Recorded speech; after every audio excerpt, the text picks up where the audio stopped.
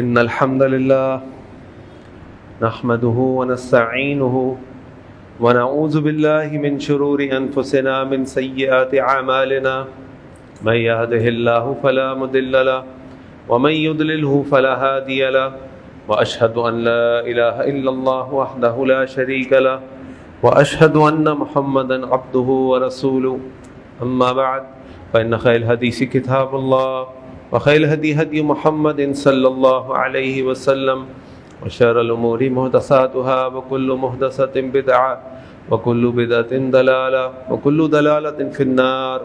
وقال الله تعالى: يا أيها الذين آمنوا اتقوا الله حق تقاته ولا تموتن إلا وأنتم مسلمون.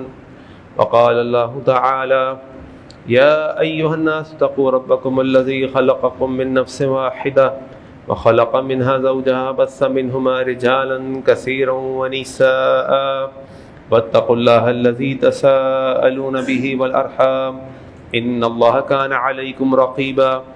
وقال الله تعالى: يا أيها الذين آمنوا اتقوا الله وقولوا قولا سديدا يصلح لكم أعمالكم ويغفر لكم ذنوبكم ومن يطع الله ورسوله فقد فاز فوزا عظيما. اللهم صل على محمد وعلى آل محمد كما صليت على إبراهيم وعلى آل إبراهيم إنك حميد مجيد. اللهم بارك على محمد وعلى آل محمد كما باركت على إبراهيم وعلى آل إبراهيم إنك حميد مجيد. وقال النبي صلى الله عليه وسلم: تركت فيكم أمرين لن تضلوا ما تمسكتم بهما كتاب الله وسنتي رب اشرح لي صدري ويسر لي أمري واحلل عقدة من لساني يفقهوا قولي. سبحانك لا علم لنا إلا ما علمتنا إنك أنت العليم الحكيم. اللهم أرنا الحق حقا وارزقنا اتباعه وأرنا الباطل باطلا وارزقنا اجتنابه آمين يا رب العالمين. ہم میں سے اکثر لوگ جو یہاں بیٹھے ہیں انہوں نے یقیناً کسی نہ کسی درجے تک دنیاوی تعلیم حاصل کی ہوگی.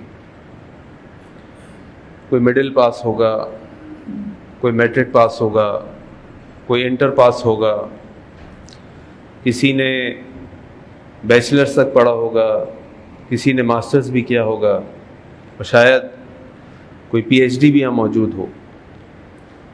اور جتنے بھی یہ اعلیٰ تعلیم جن لوگوں نے حاصل کی ہوگی ان میں سے کچھ لوگ نے بزنس کے سبجیکٹ کے اوپر ہی تعلیم حاصل کی ہوگی یا ٹیکنالوجی پہ کی ہوگی یا کسی میڈیکل پہ یا سائنس انجینئرنگ وغیرہ پہ کی ہوگی.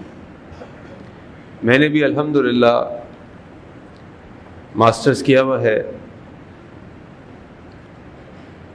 لیکن اس پوری 16 سال کی تعلیم کی زندگی میں جتنے لوگوں سے میری ملاقات ہوئی، جب ان سے پوچھا، چاہے وہ کسی بھی شعبے میں انہوں نے اعلیٰ تعلیم حاصل کی ہو، کسی کو بھی اس کی پوری اس 16 سال کی تعلیمی سفر میں اس اہم زندگی کے موضوع پر یا شعبے کے بارے میں تعلیم نہیں دی گئی جس کا تعلق ہم سب سے ہوتا ہے،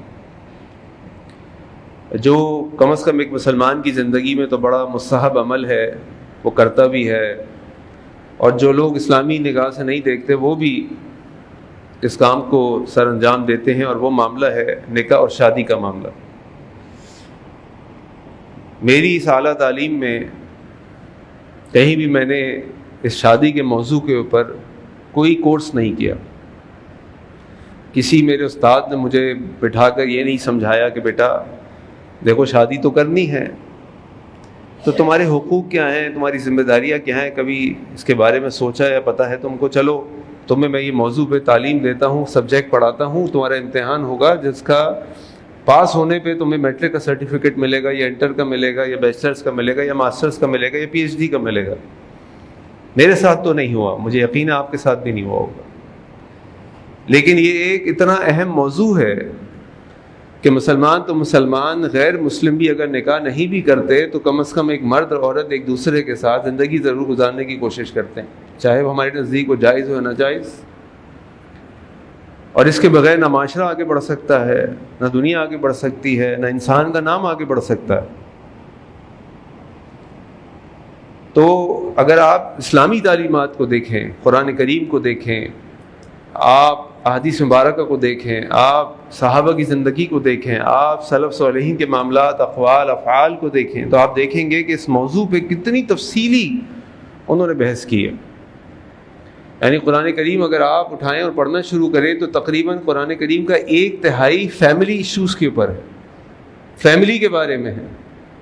کہیں آپ کو موضوع ملے گا ابراہیم علیہ السلام کے بیٹے اسماعیل سے بات چیت کر رہے ہیں، ان کے ساتھ کوئی کام کر رہے ہیں، خانہ کعبہ کی تعمیر کر رہے ہیں۔ کہیں آپ کو ملے گا ابراہیم علیہ السلام اپنے باپ آزر کو، اپنی قوم کو دین کی دعوت دے رہے ہیں۔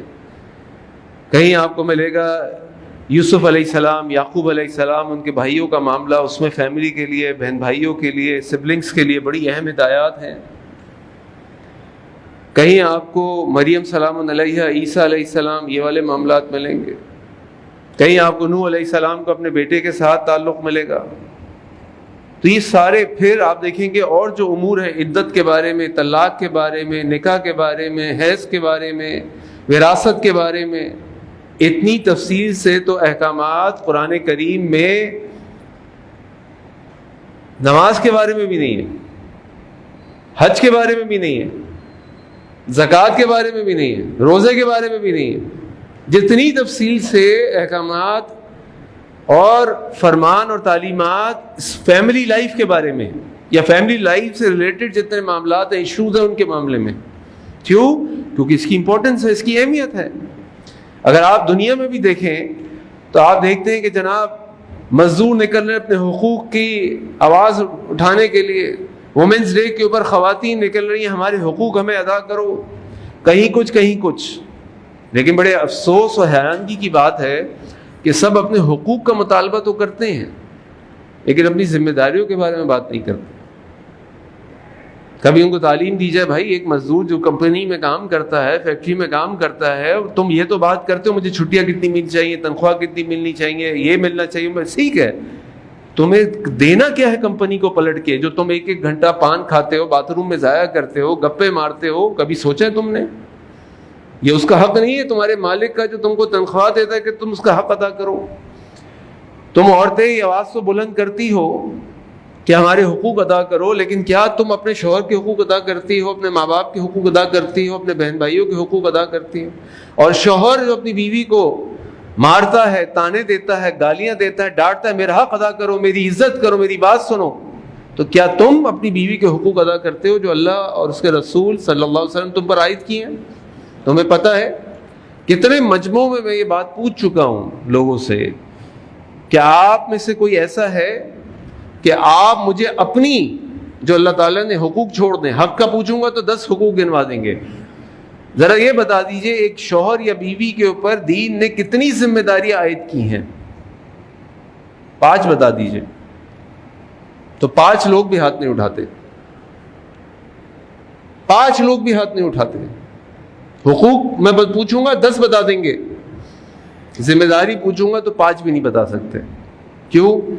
کیونکہ ہم بھول گئے ہیں کہ فَمَن يَعْمَلْ مِثْقَالَ ذَرَّةٍ خَيْرًا يَرَهُ وَمَن يَعْمَلْ مِثْقَالَ ذَرَّةٍ شَرًّا يَرَهُ، کہ جو کچھ دنیا میں تم خیر یا شر کا ذرے کے برابر بھی کرو گے، قیامت والے تم کو دکھا دیا جائے گا اور تمہارا حساب کتاب لیا جائے گا۔ تمہارا حق اگر دنیا کے لوگوں نے ادا نہیں کیا، اللہ اس کے بدلے تمہیں اجر دے دیں گے، لیکن اگر تم نے ذمہ داری ادا نہیں کی تو کیا ہوگا؟ جب وہ شخص جو تمہارا متاثر تھا، جس کا تم نے حق مارا تھا، کھایا تھا، پامال کیا تھا، جب وہ آ کے اللہ کے آگے کھڑا ہوگا کہ اللہ اس نے میرا حق ادا نہیں کیا، تو کیا جواب دیں گے اللہ کو؟ تو سوال ہوگا نا ہم سے، تم پہ ذمہ داری ڈالی تھی، پوری کی کہ نہیں کی؟ بھائی حق ادا نہیں کیا، میں دیتا ہوں تم کو، میں بدلہ دوں گا تم کو، اس کی نیکیاں تمہیں دے دوں گا، تمہارے گناہ اس کو دے دوں گا، اپنے پاس سے تمہیں دے دوں گا، اللہ رب العزت کی رحمت اتنی ہے۔ لیکن اگر تم نے حق ادا نہیں کیا، جو جس کا حق تھا نہیں، تمہاری ذمہ داری پوری نہیں ہوئی، تو پھر کیا ہوگا؟ تو آج انشاءاللہ ہم ایک شوہر اور بیوی کے جو حقوق ہیں ان کے بارے میں بات کریں گے، ان کی کیا ذمہ داریاں ایک دوسرے کے لیے۔ تو میں آپ کے سامنے ذمہ داریاں گنواؤں گا، حقوق نہیں گنواؤں گا، کیونکہ حق رہ گیا تو انشاءاللہ آخرت میں مل جائے گا۔ ذمہ داری رہ گئی تو آخرت میں ملے گا نہیں، پکڑ ہوگی. اللہ ہمیں اس پکڑ سے بچا لے، آمین. شریعت نے شوہر اور بیوی کے لیے کچھ ذمہ داریاں عائد کی ہیں. سب سے پہلے شوہر کی ذمہ داری ہے. شوہر کی جو ذمہ داریاں ہیں وہ 2 حصوں میں تقسیم ہے. اس کی ایک تقسیم کا تو طرف یہ ہے کہ اس کے اوپر مالی ذمہ داری ہے، اور دوسرا اخلاقی ذمہ داری ہے. بیوی کے اوپر کوئی مالی ذمہ داری نہیں ہے. بیوی کے اوپر کوئی مالی ذمہ داری نہیں ہے. وہ قارون کی بیٹی بھی ہو اور اس کا شوہر فقیر محتاج ہو، یعنی صبح قارون کے برابر خزانہ بھی ہو اور شوہر فقیر محتاج ہو، تو اس کے اوپر کوئی ذمہ داری نہیں کہ وہ ایک ڈھیلا بھی اپنے شوہر کو دے. ذمہ داری نہیں ہے اس کی، دینا چاہیے اس کو، اس کی ذمہ داری نہیں ہے. تو جو مالی ذمہ داری ہے شوہر کی، سب سے پہلے کہ اس کا مہر اس کو ادا کیا جائے. اللہ تعالیٰ قرآن کریم میں فرماتے ہیں وَآتُوا النِّسَاءَ صَدُقَاتِهِنَّ نِحْلَةً، اور عورتوں کو ان کے جو مہر ہیں وہ اچھے طریقے سے خوش دلی کے ساتھ ادا کرو. ان کو تنگ نہ کرو، ان کو لٹکاؤ نہیں، ان سے زبردستی معاف نہ کراؤ، اور نہ اس طرح اپنے مہروں کو طے کرو کہ تمہاری دینے کی نیت نہ ہو. کئی لوگوں کی دینے کی نیت بھی نہیں ہوتی. اور یہ اتنا بڑا حق ہے کہ اگر کسی مرد کا انتقال ہو جائے اور اس نے اپنا مہر نہ دیا ہو، تو جب اس کی وراثت تقسیم ہوگی تو وراثت میں سے سب سے پہلے وہ مہر کی رقم نکالی جائے گی، اس کی بیوی کو دی جائے گی، پھر جو بچے گا وہ وراثت ہوگی. کھایا نہیں جا سکتا اس کو. تو پہلا حق مالی ذمہ داریوں میں سے شوہر کی ذمہ داری یہ ہے، یعنی پہلی ذمہ داری کہ وہ اپنی بیویوں کو ان کا مہر ادا کریں. اس کے بعد دوسری مالی ذمہ داری یہ ہے کہ جو بھی اس کے کھانے اور پینے کا خرچہ ہے وہ شوہر کی ذمہ داری ہے. حضرت معاویہ القشیری رضی اللہ عنہ اللہ کے نبی صلی اللہ علیہ وسلم کے پاس آئے اور آ کے سوال کیا، یا رسول اللہ صلی اللہ علیہ وسلم ما حق زوجۃ احد علیہ، اللہ کے نبی صلی اللہ علیہ وسلم ایک بیوی کا اس کے شوہر کے اوپر کیا حق ہے؟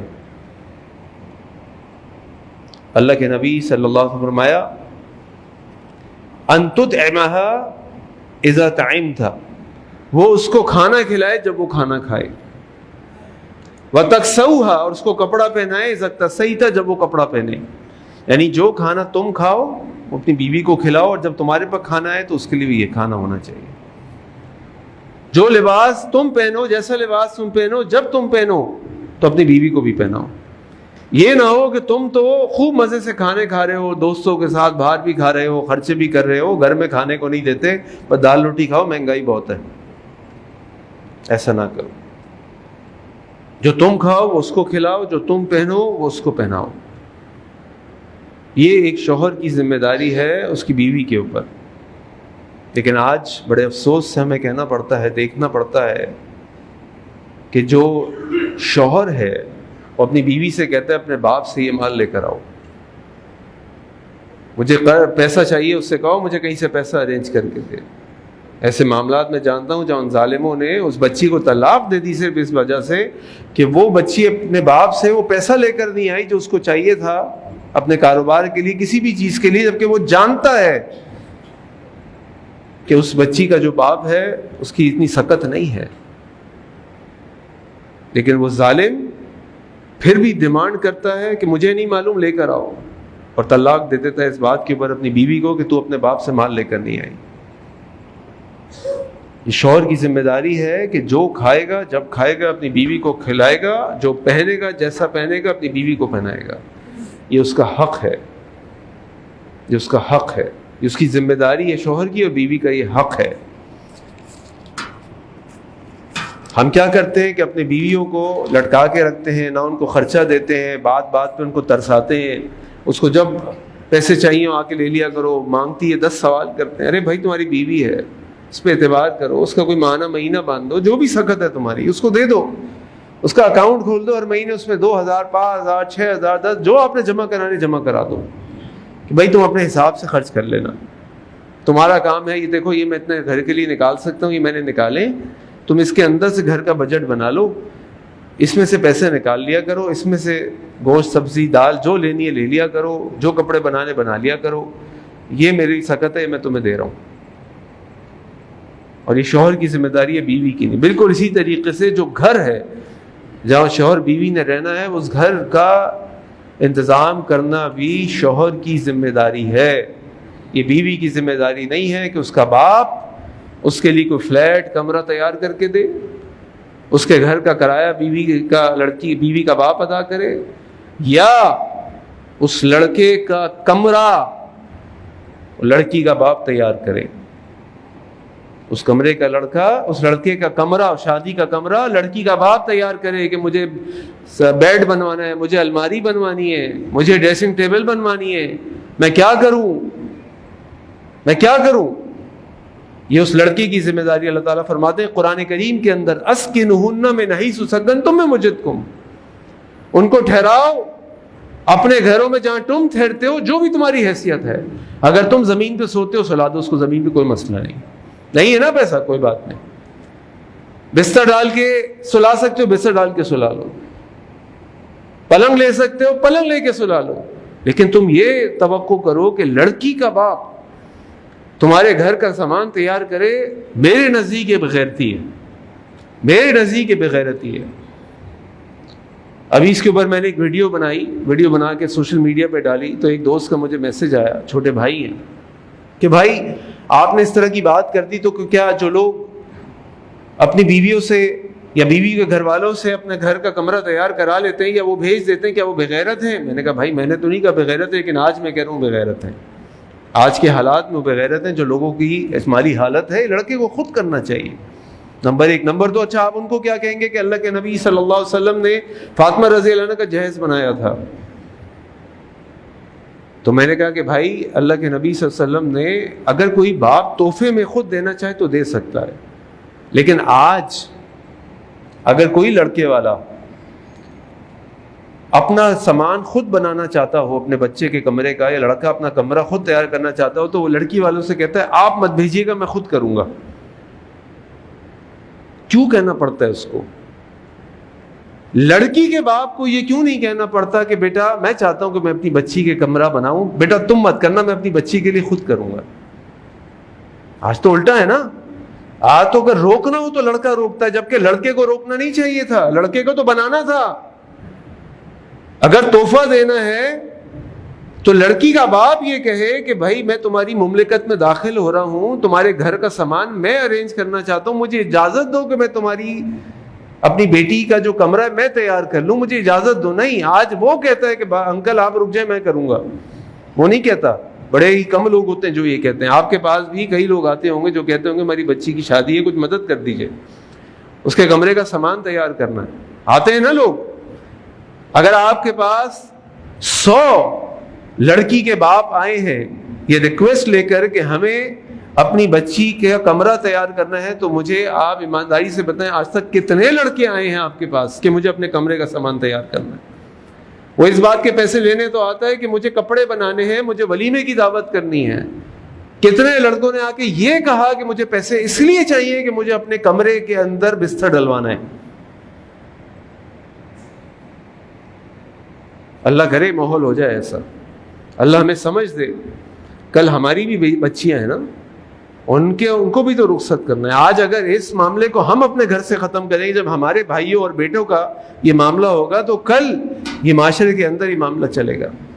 اور ایک روایت میں تو آتا ہے کہ اللہ کے نبی صلی اللہ علیہ وسلم نے حضرت علی سے پوچھا علی تمہارے پاس کیا ہے؟ علی نے کہا میرے پاس کچھ بھی نہیں ہے۔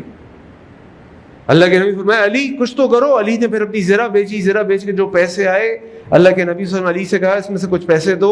ایک صحابی کو بلایا، اس سے کہا جاؤ یہ پیسے لے کے جاؤ اور اس کے لیے بستر اور چیزیں دے کر آؤ۔ یہ بھی روایت کے اندر موجود ہے۔ تو لہذا مہر، کھانا پینا اور مکان، کمرہ، رہنے کی جگہ، یہ مرد کی مالی ذمہ داری ہے، اس میں عورت کے اوپر کوئی ذمہ داری نہیں، یہ پوری کی پوری مرد کی ذمہ داری۔ اللہ ہمیں اپنی ذمہ داری ادا کرنے والا بنا دے، آمین۔ اب ہم آتے ہیں دوسری قسم کی ذمہ داریوں کی طرف، اور وہ ذمہ داری ہے اخلاقی ذمہ داری۔ ان کے ساتھ محبت سے پیش آیا جائے۔ انشاءاللہ اس محبت کو بڑھانے کے جو طریقے ہیں شادی کی سیریز میں انشاءاللہ آگے چل کے میں آپ کے سامنے رکھوں گا، باقاعدہ ایک پورا خطبہ جو اس موضوع کے اوپر ہوگا انشاءاللہ۔ لیکن ابھی مختصراً یہ کہ آپ کی جو بیوی ہے وہ آپ کے اچھے اخلاق کی مستحق ہے آپ کی اور یہی ذمہ داری صرف عورت کے اوپر ہے. عورت کے اوپر کوئی مالی ذمہ داری نہیں, اس کے اوپر بھی یہ ذمہ داری ہے کہ اپنے شوہر کے ساتھ عزت اور اخلاق کے ساتھ پیش آئے. آپ دیکھیں اللہ کے نبی صلی اللہ علیہ وسلم ہمارے ای المؤمنین افضل مومن کون ہے؟ اور پھر اللہ کے نبی صلی اللہ علیہ وسلم اس کا جواب دے رہے. جب صحابہ پوچھتے ہیں سوال, اللہ کے نبی جواب دیتے ہیں المسلم من سلم المسلمون من لسانہ و یدہ. بہترین افضل مسلمان وہ ہے جس کی زبان اور ہاتھ سے دوسرے مسلمان محفوظ رہیں. یہ کس کے لیے حکم ہے؟ دنیا کے اندر اگر 2 ارب مسلمان ہیں تو مجھے ہٹا کے میرا یہ معاملہ دنیا کے 2 ارب مسلمانوں کے ساتھ ہونا چاہیے. مسلمان وہ ہے جس کی زبان اور ہاتھ سے دوسرے مسلمان محفوظ رہیں. یہ تو ہو گئے وہ 2 ارب اجنبی جو کسی اور زبان کے بولنے والے, کسی اور ملک میں رہنے والے, کسی اور رنگت کے, کسی اور ثقافت کے, کوئی زندگی میں کبھی دیکھا بھی نہیں ہے, اور راستے بھی مل جائے تو ہماری زبان اور ہاتھ سے محفوظ رہیں. اب آپ مجھے بتائیے وہ شوہر یا بیوی جس کو آپ نے اللہ کے نام کے اوپر اپنے لیے حلال کیا ہے, اس عورت, اس بیوی اور شوہر کا دوسرے کے اوپر کیا حق اور ذمہ داری ہوگی, کیسا رویہ اور برتاؤ اس کو کرنا چاہیے کہ وہ 2 ارب مسلمانوں کے ساتھ تو اس کو حکم یہ ہے کہ اپنی زبان اور ہاتھ سے ان کو محفوظ رکھو. اور وہ بیوی یا وہ شوہر جو تمہارے گھر کی حفاظت کرتی ہے, تمہارے بچوں کی نگہداشت کرتی ہے, ان کی تربیت کرتی ہے, وہ شوہر جو صبح سے شام تک اس گرمی کے اندر کھجل خواری کر کے رات کو تمہارے لیے پیسے لے کر آتا ہے تاکہ تم آرام سے سکون سے اپنے گھر میں رہ سکو, بجلی کی فیسلٹی حاصل کر سکو, تمہارے بچے تعلیم حاصل کر سکیں, تم ایک اچھا لباس پہن سکو, تمہارے ایک دوسرے کے اوپر کیا حق ہوں گے؟ جتنا اخلاق کی ضرورت ہے. اللہ کے نبی صلی اللہ علیہ وسلم کے آخری الفاظ, آپ صلی اللہ علیہ وسلم دنیا سے رخصت ہو رہے ہیں اور پوری امت کو وصیت کر رہے ہیں الصلاۃ وما ملکت ایمانکم. ہم اس کے پہلے حصے پہ تو غور کرتے ہیں, نماز, اور نماز جو دوسرا حصہ ہے وہ بھی بڑا اہم ہے. وما ملکت ایمانکم, اور وہ جو تمہارے زیر دست ہیں. اب ہمارے ایک مرد کے زیر دست کون ہوتا ہے؟ اس کی بیوی, اس کے ملازم, وہ جس کی کفالت کی ذمہ داری اس کے اوپر ہے, بیوی بھی اس کے اندر آتی. اللہ کے نبی فرما رہے ہیں صلی اللہ علیہ وسلم استوصوا بالنساء خیرا, عورتوں کے ساتھ اچھا سلوک کیا کرو. اللہ کے نبی صلی اللہ علیہ وسلم آخری صدارتی خطبہ دے رہے ہیں, پریزیڈنشل سپیچ ہو رہی ہے عرفہ کے میدان میں, حجۃ الوداع کا خطبہ ہے پوری امت کے لیے, قیامت تک کے لیے وہ آخری خطبہ ہے. اور آپ فرما رہے ہیں اس خطبے کو اگر آپ 5 حصوں میں تقسیم کریں تو اس میں سے ایک حصہ, 5واں حصہ 20% عورتوں کے حقوق کے اوپر ہے. اور اللہ کے نبی فرما رہے ہیں اتقوا اللہ فی النساء, اللہ کا تقوی اختیار کرو عورتوں کے معاملے میں. تم نے ان کی شرمگاہ کو اللہ کے نام پر حلال کیا ہے اپنے لیے. جب ہم نکاح کرتے ہیں تو یہ جو بھی جمعے میں خطبہ پڑھتے ہیں, خطبۃ الحاجہ, یہی خطبہ ہم نکاح کے موقع پڑھتے ہیں نا, اتقوا اللہ 4 دفعہ اللہ کے تقوی کا ذکر آ رہا ہے. کس لیے پڑھتے ہیں؟ یہ آیات کیوں پڑھی جاتی ہیں اس موقع پہ؟ کیوں؟ اللہ سے ڈر جاؤ, ان عورتوں کے معاملے میں اللہ سے ڈر جاؤ, اپنے شوہر کے معاملے میں اللہ سے ڈر جاؤ. تم سے سوال ہوگا, کلکم راع وکلکم مسئول عن رعیتہ, تم میں سے ہر ایک راعی ہے یعنی چرواہ ہے, تم سے تمہاری رعایا, تمہارے زیر دست جو لوگ ہیں ان کے بارے میں سوال کیا جائے گا. شوہر سے بیوی کے گھر والوں کے بارے میں سوال کیا جائے, عورت سے اس کے گھر اور بچوں کے بارے میں سوال کیا جائے. تو سب سے پہلی چیز کہ اس کے ساتھ اچھا سلوک کرو. نمبر 2, اس کو نقصان نہیں پہنچانا. اور یہ بھی انشاءاللہ ایک الگ خطبے میں ہم ڈومیسٹک وائلنس کے اوپر خطبہ کریں گے, جس میں گھریلو جھگڑوں کے اوپر بات ہوگی, جہاں اللہ کے نبی صلی اللہ علیہ وسلم نے حضرت معاویہ کو یہ بتایا کہ تمہاری بیویوں کا تمہارے اوپر کیا حق ہے کہ ان تطعمها اذا طعمت وتكسوها اذا اكتسيت. آگے فرمایا ولا تقبح, ان کو برا بھلا مت کہنا, ان کو ذلیل نہیں کرنا. ولا تضرب الوجه, اور اس کے چہرے پہ ہاتھ نہیں لگانا, اس کے چہرے کو نہیں مارنا. اللہ کے نبی صلی اللہ علیہ وسلم نے حق بتایا اس کی بیوی کا. آج ہم بیویوں کے ساتھ کیا کرتے ہیں؟ اس کے بھائیوں کو گالیاں، اس کے ماں باپ کو گالیاں، اس کے خاندان کو گالیاں، اس کو تانے، اس کے رنگ کے اوپر تانے، اس کے قد کے اوپر تانے. اللہ اکبر. یہ سب رنگ، قد، خاندان کس نے چنا اس کے لیے؟ اپنی مرضی سے چنا. اس نے اللہ کو کہا تھا اللہ مجھے میمنوں میں پیدا کرنا، مجھے پنجابیوں میں پیدا کرنا، مجھے دہلی والوں میں پیدا کرنا، مجھے کراچی میں پیدا کرنا، مجھے کالا بنانا، گورا بنانا، لمبا بنانا، چھوٹا بنانا. اس نے طے کیا تھا. کس نے طے کیا تھا؟ یہ اللہ نے طے کیا تھا. اگر آج اس کی خلقت کے اوپر ہم اعتراض کرتے ہیں اور تنقید کرتے ہیں تو ہم کس کے فیصلے پہ تنقید و اعتراض کرتے ہیں؟ اللہ کے فیصلے پہ تنقید اعتراض. اللہ تعالیٰ ہم سب کو اس گناہ سے بچائے. اللہ کے نبی فرما رہے ہیں وَلَا تُقَبِّحْ، برا بھلا مت کہنا اس کو، ذلیل نہیں کرنا اس کو، کیونکہ ہم سب جانتے ہیں زبان کے تیر لوہے کے تیروں سے زیادہ تکلیف دہ ہوتے ہیں. وَلَا تَضْرِبْ الْوَجْهَ، اور اس کو چہرے پہ مت مارنا. اور آگے فرمایا اس کو گھر سے باہر مت نکالنا، نکل جاؤ یہاں سے. اللہ کے نبی فرمایا نہیں، یہ تمہاری بیوی کا تمہارے اوپر حق ہے، اگر نکلنا ہے نا تم چھوڑ کے چلے جاؤ اس کو باہر. اس کو تم باہر نہیں کھڑا کر سکتے روڈ کے اوپر، نکل میرے گھر سے، تم چلے جاؤ باہر. تم ناراض ہو اس سے، تمہیں غصہ ہے اس کے اوپر، اس سے تمہاری نافرمانی کی ہے، یا تو جو طریقہ اللہ نے دیا ہے طلاق والا وہ طریقہ اختیار کرو. اور اس پہ بھی انشاءاللہ ایک جمعے میں بات کریں گے، طلاق اور طلاق کے مسائل، اس کی شرعی حیثیت کے اوپر. اگر تو تمہیں یہ راستہ اختیار کرنا ہے تو اس کے طریقے سے اختیار کرو. شریعت نے طلاق کا راستہ دیا. نہیں رہنا نہ رہو، کوئی بات نہیں، لیکن اس کو مارو، اس کو گالیاں دو، اس کو ذلیل کرو، گھر سے باہر نکال دو، روڈ پہ کھڑا کر دو. یہ اللہ کے نبی صلی اللہ علیہ وسلم منع فرمایا. تمہاری ذمہ داری ہے اس کو عزت سے اپنے گھر میں رکھو اور عزت سے گھر سے رخصت کر دو. یہی بات عورتوں کے لیے. اپنے شوہر، اللہ کے نبی صلی اللہ علیہ وسلم ہمارے لو كنت آمرا لأسجد لو كنت آمرا أحدا لأسجد، اگر میں کسی کو حکم دیتا کہ کسی کو سجدہ کرو، لأمرت النساء، تو میں عورت کو حکم دیتا ان تسجد لزوجها، کہ اپنی بیوی کو سجدہ کرے. کیوں؟ کیونکہ شوہر کا مقام ہے. جہاں اللہ تعالیٰ نے فرمایا وَلَهُنَّ مِثْلُ الَّذِي عَلَيْهِنَّ بِالْمَعْرُوفِ، ان عورتوں کے بھی تمہارے اوپر حقوق ہیں جیسے تمہارے ان عورتوں کے اوپر حقوق ہیں. یعنی عورتوں کے بارے میں تمہارے اوپر بھی ذمہ داریاں، سر عورتوں کے اوپر تمہارے بارے میں ذمہ داریاں ہیں. وَلِلرِّجَالِ عَلَيْهِنَّ دَرَجَةٌ، اور اللہ تعالیٰ فرما رہے ہیں مردوں کا ایک درجہ اوپر ہے، مردوں کا ایک درجہ اوپر ہے. یعنی مردوں کے حقوق عورتوں کے اوپر ان کے حقوق کے مقابلے میں زیادہ ہیں. اس کا معنی نہیں ہے کہ عورت کے حقوق نہیں ہیں، عورت کے حقوق ہیں. اور آج جو دنیا میں یہ سب ہو رہا ہے نا وومنس ڈے کے اوپر، جو بے حیائی، فحاشی، ناجائز نعرے سب کیوں نکل رہے ہیں؟ آج اگر وہ کہتی ہیں کہ ہمیں وراثت میں حصہ دو، تو وراثت کا مال کون کھاتے ہیں؟ عورتوں کا، ہم کھاتے ہیں. آج اگر وہ کہتی ہیں کہ عورتوں کے اوپر جو ایسڈ اٹیک ہوتے ہیں، تیزاب پھینکے جاتے ہیں، کون پھینکتا ہے؟ ہم پھینکتے ہیں. ہم نے آواز کیوں نہیں اٹھائی اس کے خلاف مسجدوں سے؟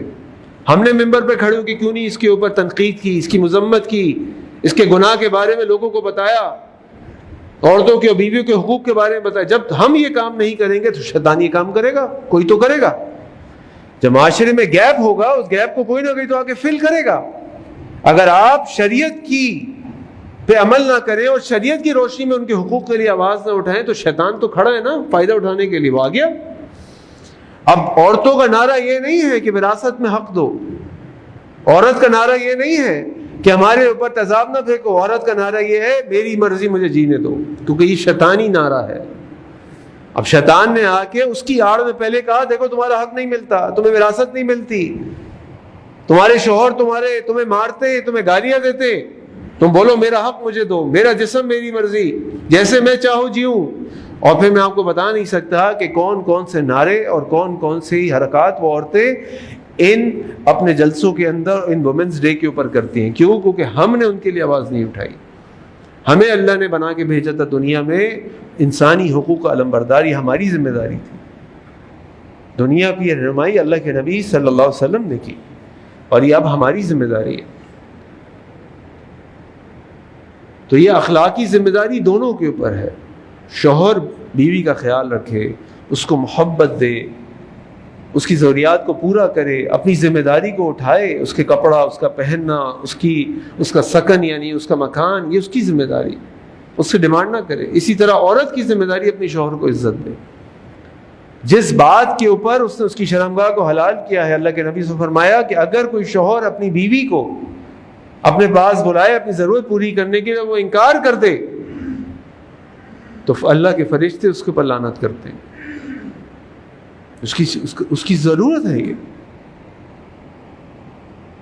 تو جو شادی کا مقصد ہے اگر پورا نہ ہو تو آج اللہ تعالیٰ رحم فرمائے ہمارے معاشرے میں اگر کوئی شخص دوسری شادی کر لیتا ہے اور اس کی ضرورت ہے، اس کی حاجت ہے، یہ عورت اس کی ضرورت نہیں پوری کر پا رہی، تو دوسری شادی اس کے لیے اتنا بڑا گناہ اور لعنت بن جاتی ہے کہ اگر وہ زنا کر لے تو لوگ معاف کر دیتے ہیں، دوسری شادی کر دے تو معاف نہیں کرتے۔ اور یہ اس جو معاشرے کے اندر ہم نے افراط و تفریط کی اور ڈس بیلنس کریٹ کیا ہے، توازن کو خراب کر دیا، اس کا نتیجہ یہ ہے کہ آج جائز کام حرام ہو گیا ہے اور حرام کام جائز ہو گیا ہے۔ آج نکاح مہنگا ہو گیا ہے، زنا سستا ہو گیا ہے۔ آج نکاح مشکل ہو گیا ہے، زنا آسان ہو گیا ہے۔ آج دوسری شادی جو اللہ نے جائز قرار دی مرد کے لیے، وہ حرام قرار دے دی گئی معاشرے کی روح سے، اور زنا جس کو اللہ نے حرام قرار دیا وہ تم خاموشی سے کراؤ، پتہ بھی چل گیا تو معاف کر دے گی۔ کیوں؟ کیونکہ ہم نے توازن کو اور جنہوں نے دوسری شادیاں کی ہیں، یہ بھی اس عورت کا حق ہے، جنہوں نے دوسری شادیاں کی ہیں ان کی ذمہ داری ہے کہ اپنی تمام بیویوں کے درمیان عدل کرے، انصاف کرے۔ آج وہ انصاف نہیں ہوتا، نئی والی کی طرف جھک جاتے ہیں، پرانی والی کو مارتے ہیں، اس کے حقوق ادا نہیں کرتے۔ نتیجہ کیا نکلا کہ وہ پرانی والیاں یا لوگوں نے کہا کہ نہیں بھائی دوسری شادی نہیں چلے گی، اپنا منہ کالا کرنا ہے کر کے آ جاؤ، کوئی مسئلہ نہیں ہے، دوسری مت لے کر آنا کیونکہ پھر تم میرے حقوق ادا نہیں کرو گے۔ یہ سب عدم توازن ہے، یہ سب شریعت کی تعلیمات سے دوری ہے، یہ سب ہماری جہالت کا نتیجہ ہے۔ تو ہمیں اپنے حقوق کو سمجھنے کی ضرورت ہے، اپنی ذمہ داریوں کو ادا کرنے کی ضرورت ہے۔ اور یہ ساری باتیں بتانے کے بعد اگر کوئی شوہر یا بیوی اس کے حقوق ادا نہ ہو رہے ہوں، جب تک کہ اس کے ایمان اور جان کو خطرہ نہ ہو، تو میرا مشورہ یہ ہے کہ صبر کرے، اللہ سے دعا کرے، اور اس بات کی فکر کرے کہ جو ذمہ داری اللہ نے اس کے اوپر عائد کی ہے وہ اس کو پورا کر رہا ہے کہ نہیں کر رہا۔ کیونکہ اگر یہ نہیں ہوا تو پھر بڑا مسئلہ ہو جائے گا، بڑی پکڑ ہو جائے گی۔ اللہ تعالیٰ سے دعا ہے کہ اللہ تعالیٰ ہم سب کے گناہوں کو معاف فرما دے۔ اللہ تعالیٰ سے دعا ہے کہ اللہ تعالیٰ ہمیں ایک شوہر بیویوں کے درمیان اللہ تعالیٰ محبت و قائم فرما دے اور ہمیں شریعت اسلامیہ کی تعلیمات پر عمل کرنے والا بنا دے۔ آخر دعوانا ان الحمد للہ رب العالمین۔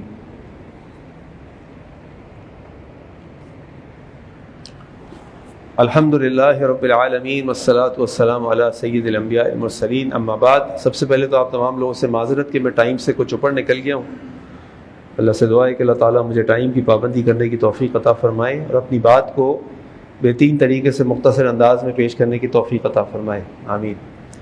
الحمدللہ ہماری جو مسجد ہے صدیقی مسجد، ہم نے اس مسجد میں ایک مشن کا آغاز کیا ہے، اور وہ مشن یہ ہے کہ ہم نے اس مسجد کو ایک مثالی مسجد بنانا ہے انشاءاللہ۔ اس مسجد کو ایک فلاحی مسجد بنانا ہے، اس مسجد کو ایک ایسی مسجد بنانا ہے کہ کراچی اور دنیا کے لوگ اس مسجد کو دیکھ کر کہیں کہ مسجد ہو تو ایسی۔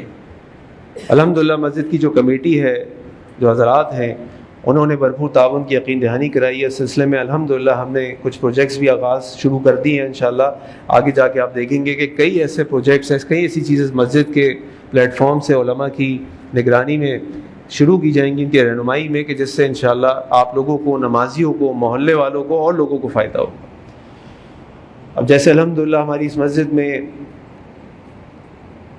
خواتین کے دروس کا آغاز ہو رہا ہے، جو ہر بدھ کے دن انشاءاللہ ہر بدھ کے دن شام 5 سے 6 بجے درس ہوا کرے گا خواتین کے لیے، جو برابر میں خواتین کا ایریا ہے۔